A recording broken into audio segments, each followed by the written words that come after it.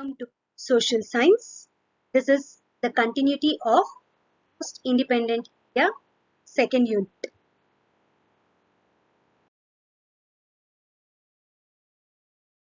Now, the topic that we are going to discuss is with regarding to the integration of princely states. There were around 562 princely states when the British left India. Apart from partitioning India, they had kept three options open for the remaining princely states. Those options were joining India, joining Pakistan, or remaining independent. At this situation, the government of India, through its instrument of accession, offered an opportunity for the princely states to join federal structure of India. It offered in return of accession revenue sharing based on the actual revenue of the state in the form of royalty. Apart from this, some special status were also accorded to the ruling kings. Later, the royalties and the status were withdrawn.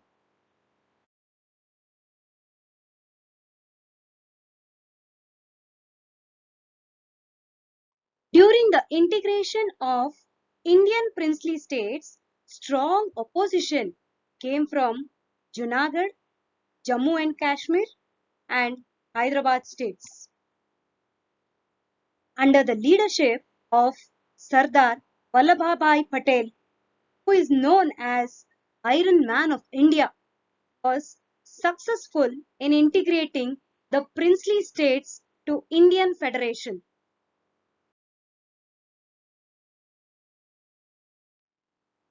Children, let us know more precisely about those states which stood onto position for integration. First and foremost, Junagadh. The Nawab of this princely state had signed an agreement to join the state of Pakistan. His citizens revolted against him and strongly opposed the state joining Pakistan. The king fled from the kingdom at that point of time. So, the Diwan requested Indian government to give military assistance to Junagadh to maintain law and order. It was only then that Junagadh joined Indian Federation in 1949.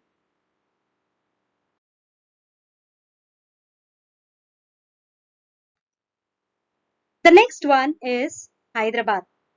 This princely state was ruled by the Nizam. He wanted to remain independent and refused to join the independent India. Meanwhile, under the leadership of the communists, the farmers of the state revolted against the Nizams and the Zamindars.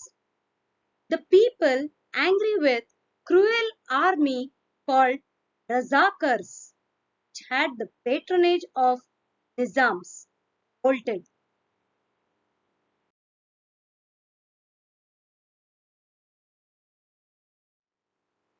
The government of India sent its military to fight Hyderabad and defeated the Nizam and integrated Hyderabad into India in 1948.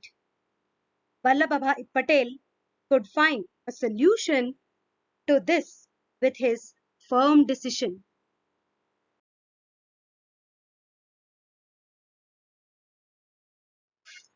Hari Singh, the king of Jammu and Kashmir, decided to remain independent. Fearing that Kashmir may join the Indian Federation, Pakistan instigated the tribal Muslims to invade Kashmir. The tribal band of people occupied more area of Kashmir. Unless the king agrees to join India, the military of India could not enter Kashmir. Finally, on realizing the severity of the problem, King Hari Singh agreed to join India in October 1947. Later, the Indian army attacked the invading tribal soldiers and drove them out of the valley.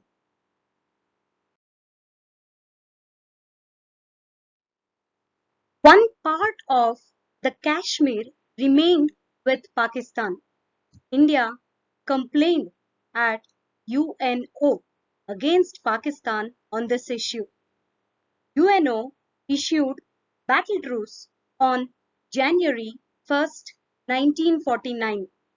The northeast part of Kashmir that was occupied by Pakistan continues to be with it, and it is called Pakistan occupied Kashmir. The accession of Jammu and Kashmir is different from all other accessions.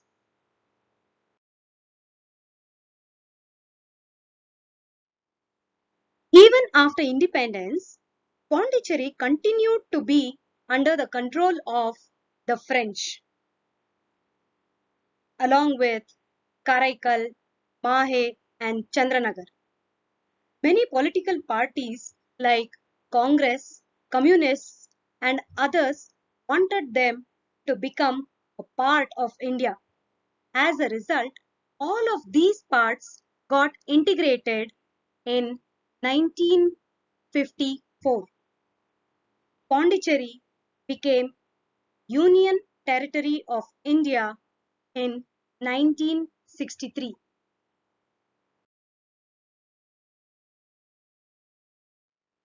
The last one was Goa. A sustained movement was held to protest against the Portuguese, which had occupied Goa. Though they were ordered to vacate Goa, Portuguese brought more army from Africa and Europe and tried to consolidate their power over Goa. Satyagrahis from all over India entered Goa and declared the exit of Portuguese from Goa in 1955. The Indian military entered Goa and took over its administration. Goa had remained a union territory till 1987 and later became a state.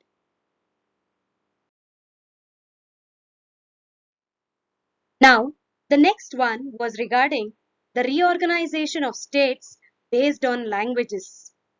The language-based formation of states was a demand which was present during British India also. After the independence of India, this demand became more and more severe. Both the British government and regional governments never ruled them using local languages.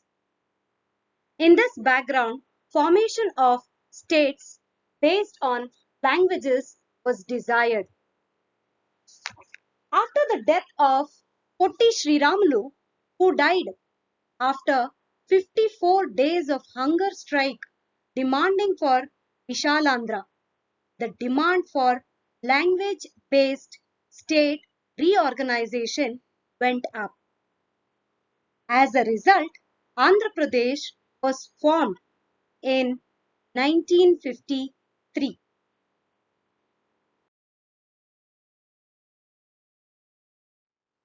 Simultaneously, reorganization of State Commission was also formed. Mr. Abdul Fazal Ali became the president and the members were Mr. K. M.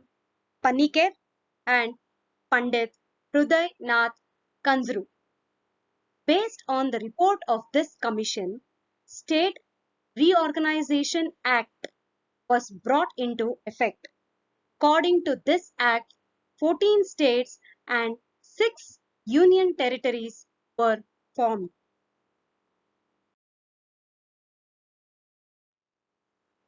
Children, now the turn of our Karnataka. Kannada-speaking regions were part of various princely states. On October 14, 1947, Mysore state came into existence. The demand to integrate all these people into one state was prevalent. They had formed Akhila Karnataka Rajya Nirmana Parishad and demanded the integration of Kannada speaking places. Finally, in 1956, Vishala Mysuru state came into existence. In 1973, it was renamed as Karnataka. Now, on to the latest, there are 28 states and 8 union territories in India, including Delhi.